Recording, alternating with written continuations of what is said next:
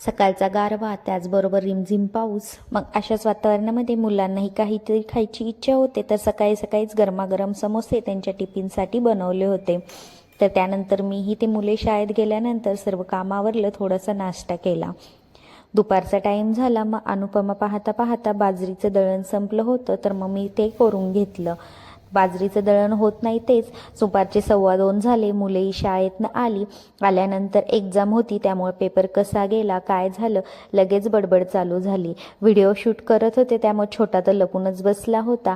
त्याचबरोबर सरही ऑफिसवरनं आले व 5 वाजता दोघेही अभ्यासाला बसले. Before growing a crop, one of the most important tasks is मोठ्या लेकाचंही इकडं नोट्स वाचायचं काम चालू होतं, तर छोटा लेकही पप्पासोबत अभ्यासाला बसला होता. नंतर दीपपूजा केली व लाडक्या नातवांना आजीने ओवाळून घेतले.